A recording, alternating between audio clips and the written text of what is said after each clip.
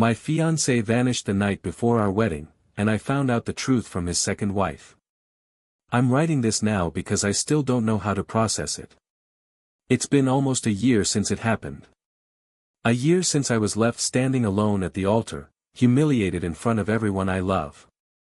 A year since the man I thought I would spend my life with disappeared into thin air. We were together for 5 years. Met through mutual friends, dated long distance at first, then moved in together after 2 years. His name was Ethan. God, I loved him. He was charming, dependable, attentive. Everything my past partners weren't.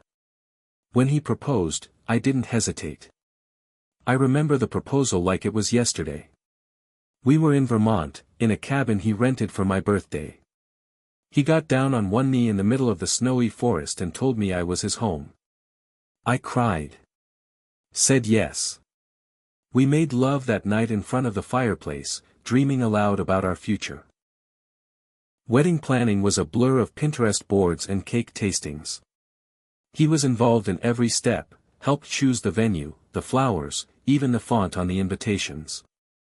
My friends joked that I had a groomzilla, but I loved how much he cared. The day before the wedding, everything was perfect. My family flew in, bridesmaids were getting their nails done, the venue staff confirmed all the details. Ethan was with his groomsmen for his bachelor dinner. He texted me that he loved me and couldn't wait to see me walk down the aisle. And then he vanished. I woke up the morning of the wedding, smiling, butterflies in my stomach. I texted him. Good morning, husband-to-be Red Heart. No reply. I brushed it off. Maybe he was still asleep or hungover. But as the hours passed, the anxiety crept in. I called. Straight to voicemail. I texted. I called his best man, Liam, who said Ethan left early from the dinner to get a good night's rest. At 11 a.m., 2 hours before the ceremony. My maid of honor pulled me aside. Her face was pale. He's not at the hotel. His stuff is gone. I thought I was going to faint. His phone was turned off. His family hadn't heard from him.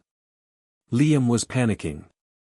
My parents tried to calm me down, suggesting he got cold feet and would show up any minute. He didn't. I stood there, in my $2,000 wedding dress, in front of 120 guests, and had to announce that the wedding was cancelled. There's no humiliation like it. I locked myself in my hotel room for 3 days. Cried myself into exhaustion. At first, I thought something terrible had happened. An accident. A breakdown. Maybe he was kidnapped, or worse.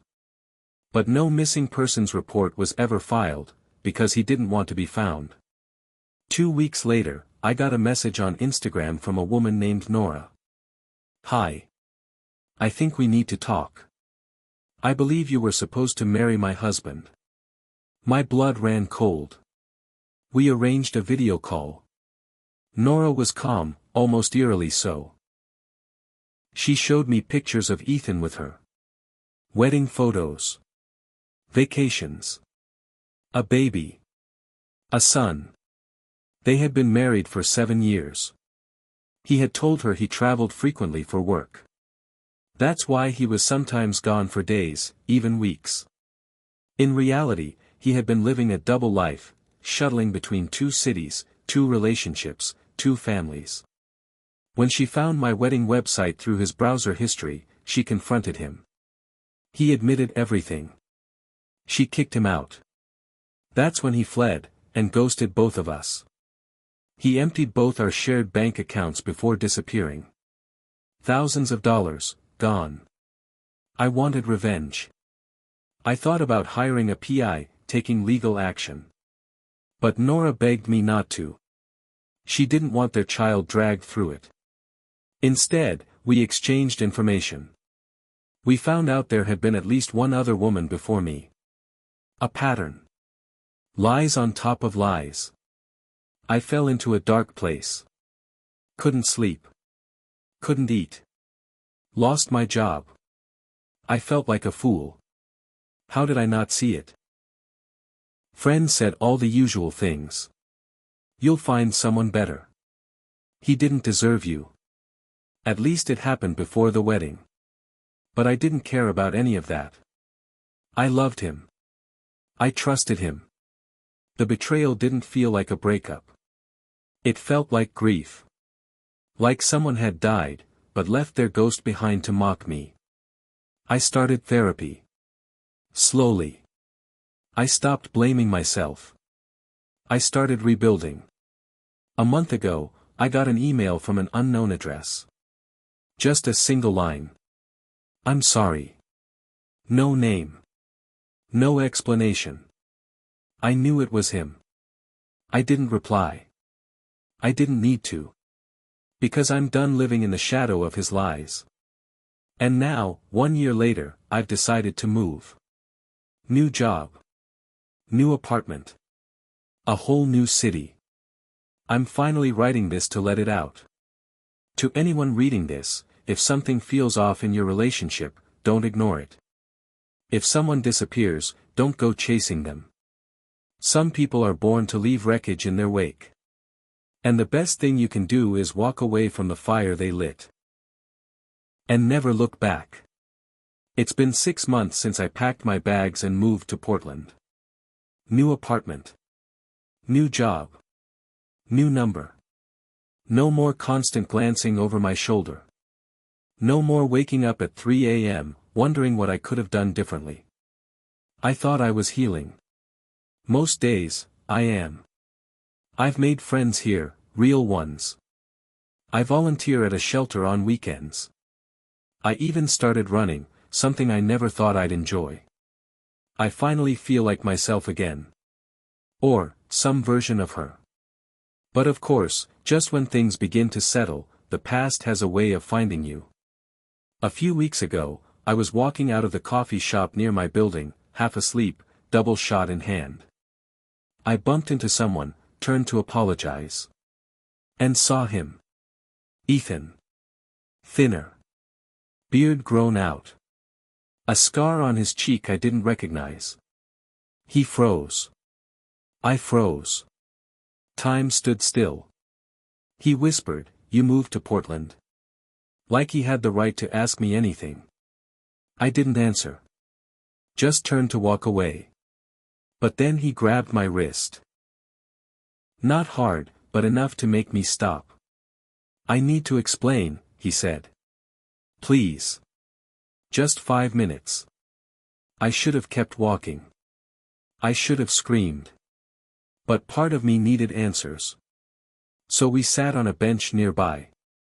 And that's when he told me everything. Turns out, Nora wasn't the only wife. There was a third one, in Austin.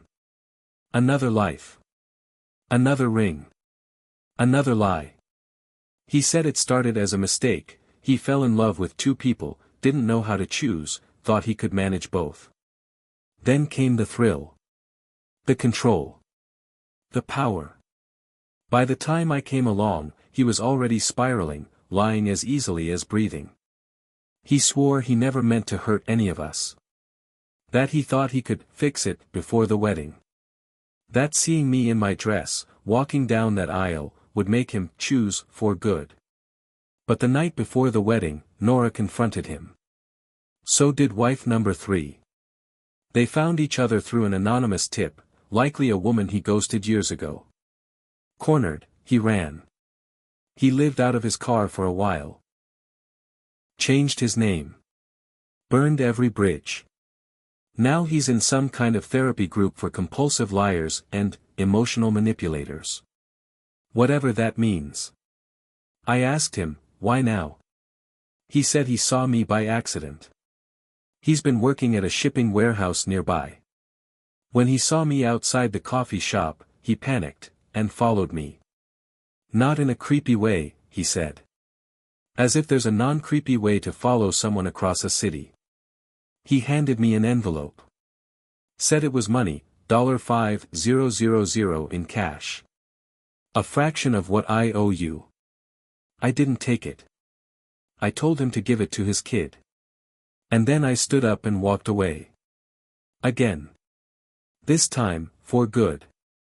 That night, I sat in my apartment staring at the ceiling. Not crying. Not angry. Just numb. Then my phone buzzed. A message from Nora. He showed up at my door too. Same story. Same apology. Same envelope. We're forming a support group for women he manipulated. You in? I laughed.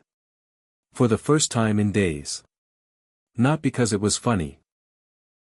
But because somehow, we were still cleaning up the mess he made, together. I said yes. And now every Thursday night, 4 of us meet over Zoom. We drink wine. Share updates. Sometimes we cry. Sometimes we just roast the hell out of him. We've nicknamed him the Chameleon. And the name fits. But here's the thing. He doesn't get to define my story anymore. This isn't about him. Not really. It's about us. The women who rebuilt their lives from the ashes he left behind. I'm dating again. Carefully. Slowly. I've learned how to spot the red flags. I've learned to trust my gut. And most of all, I've learned that closure doesn't come from the person who hurt you. It comes from choosing yourself, over and over again. It's been 8 months since I last saw Ethan. 8 months since he tried to reinsert himself into my life with an envelope full of cash and an apology made too late. I declined the money. Declined the pity. Declined the poison. But I didn't know that would be the last time I'd hear from him directly. Since then, a lot has changed. The support group Nora started has grown. We're now 9 women strong, each with different stories, but with eerily similar patterns. Some dated him briefly, others lived with him, a few were engaged, and 2, yes, 2, were legally married to him at overlapping times. We collected timelines. Screenshots. Voice messages. Financial records. And eventually, we had enough. 2 months ago, Nora contacted a lawyer. One of the other women, Priya, had been defrauded out of $12,000. Another, Julia, had unknowingly co-signed a car loan for him. The rest of us? Identity theft, emotional abuse, false pretenses, even forged documents. Turns out, some of what he did was criminal. Bigamy. Illegal. Fraud. Illegal.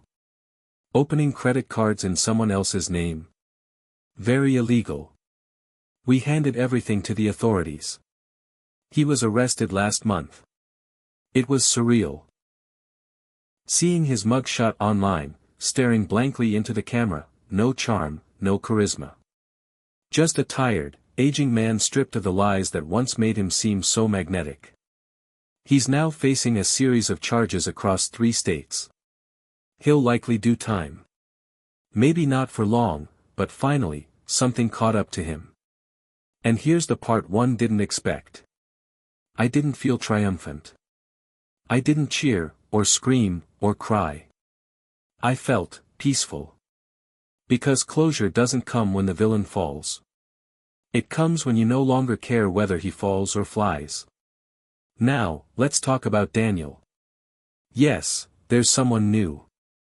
I met him at the animal shelter where I volunteer. He brought in a rescue puppy he found tied to a fence on a rainy Tuesday. The dog was trembling. So was he. We ended up talking for an hour. Then 2. Then we got coffee. And lunch. And another coffee. No games. No grand declarations. Just patience. Kindness. Steady, real conversation. I told him everything about Ethan. Not on the first date, but early. He deserved to know. Daniel didn't flinch. He didn't pity me. He just said, "That sounds horrifying. But I'm glad you're still standing." And somehow, that meant more than all the "you're so strong" compliments I'd heard for a year. We've been dating for 3 months. He met Nora, yes, she grilled him. Met my sister. Met the dog we adopted together, yes, we kept the rescue. His name is Leo. He's missing half an ear and has the most loyal heart I've ever seen. Like us, flawed, but full of love. I don't know what the future holds. I'm not rushing into anything. But I know this. I am no longer the woman who needed a man to feel whole. I am no longer the bride waiting at the altar, hoping for someone else to show up and fix it. I fixed it. We fixed it. Me. Nora. Julia. Priya. All the women he tried to break. We stitched ourselves back together with truth and friendship and late-night group chats full of memes and dark humor. So here's how it ends. The con man finally faces justice. The women he lied to found healing, in each other. And me? I walk my dog in the mornings with coffee in one hand and Daniel's in the other. And every time I see my reflection in a shop window, I smile. Not because everything's perfect. But because I'm finally free. When Ethan's sentencing date arrived, I wasn't sure if I'd go. Part of me wanted to stay far away from it all. To be done. But Nora was going. So was Julia. We agreed to support each other, just like we always had. And so, one cold Thursday morning, we sat together in a wooden bench in a quiet courtroom, waiting to see the man who once played God with our lives. He walked in wearing an orange jumpsuit, shackled, thinner than ever. The confidence he once wore like cologne. Gone. He didn't look at us. Not once. The judge listed the charges. Fraud. Identity theft. Bigamy. There were victim statements. Nora spoke. So did Priya. I didn't plan to speak. But when my name was called, my feet moved on their own. I stood in front of the court. In front of him. And I said. You taught me how easily trust can be weaponized. How charm can be used like a scalpel. But you also taught me something else, how strong I can be. How much love I can carry, even after someone tried to hollow me out. I don't forgive you. Not yet. Maybe not ever. But I no longer need anything from you. You don't live in me anymore. I looked at him for the first and last time. And I saw fear. Not fear of punishment. Fear of irrelevance. He was sentenced to 6 years. He'll probably serve 3. It doesn't feel like enough. But justice rarely feels complete. After the trial, something shifted in me. I didn't feel lighter. I felt clearer. No more waiting. No more wondering. Just life. Ordinary, beautiful, complicated life. Daniel was waiting for me outside the courthouse. He didn't ask what I said. He didn't need to. He just handed me a thermos of hot chocolate and said, "Let's go home." A few months later, Daniel invited me on a weekend trip to the coast. We stayed in a small cottage by the cliffs, with a fireplace and a shelf full of mystery novels. On the last night, we walked along the shore with Leo darting through the tide. Daniel stopped walking. Turned to me. And he said, "I'm not asking for forever. I'm just asking if you'll let me love you through today. And tomorrow. And whatever comes next." I cried. Because for the first time in years, it wasn't a fairy tale. It wasn't a performance. It was just real. I said yes. Not to marriage, not yet. But to us. To today. To tomorrow. To possibility. We now live together in a cozy 2-bedroom apartment where Leo sleeps on our couch and Daniel always burns the pancakes. We argue sometimes, about dishes, or socks on the floor, but there's honesty. There's effort. There's laughter. And most of all, there's no fear of the floor falling out beneath me. I still go to therapy. I still get triggered by the sound of certain text alerts. Healing isn't linear. But it's mine. Sometimes, people ask if I'd do anything differently. If I regret loving Ethan. I used to say yes. But now? No. Because loving the wrong person showed me how to recognize the right one. Because losing everything gave me the space to rebuild something better. And because if I hadn't gone through hell, I would have never met the women who became my sisters by survival. And I would have never known just how powerful it is, to come back from nothing. This is the end of my story. Not the end of my life. Not the end of my heart. Just the end of his chapter in it. And now, every time I look in the mirror, I don't see the girl who was abandoned. I see the woman who walked herself home. Some scars stay, but so do the people who love you anyway. It's strange, isn't it? How silence feels louder after chaos. For the first time in what feels like years, there's no news about Ethan. No court dates. No police updates.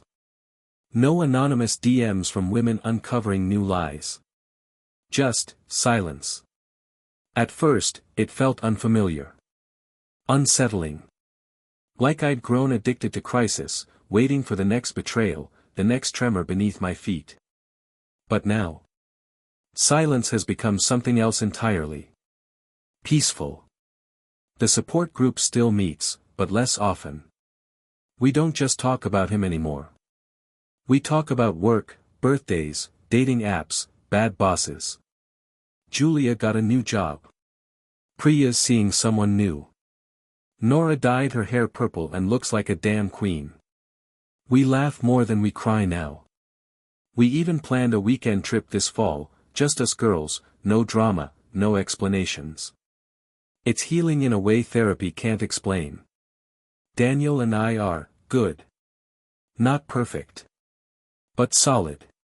He's patient with me. When I freeze during arguments, or when a sudden smell or phrase triggers something I thought I buried, he doesn't rush me. He just waits. He stays. A few nights ago, I had a nightmare. One of the old ones. I woke up gasping, heart racing. He just pulled me closer and whispered, "You're safe. I'm here." And he's not. Simple words. But they anchored me like a rope in the storm. We're talking about getting a house. Nothing fancy. Just a little place with a fenced yard for Leo and maybe a garden where I can kill some tomatoes trying to grow them. I never thought I'd be ready for that again. To build something real after everything that was fake. But the truth is, I'm not rebuilding what I lost. I'm building something new. From scratch.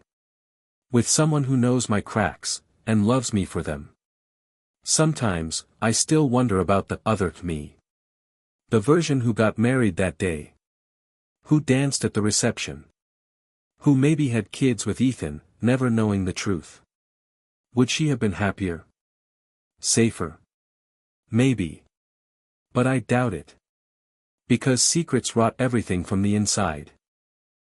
And that version of me would have eventually woken up to the same betrayal, just with more to lose. I don't envy her anymore. I grieve for her. And then I let her go. I'll carry this story for the rest of my life. Not as a wound. But as a scar, proof that I survived. And more than that. That I learned to trust again. To love again. To live again. So if you're reading this, and you're in the middle of your storm. Hold on. Not to the person who left, but to yourself. There's life after the shatter. And sometimes, it's even better than what you were fighting to keep.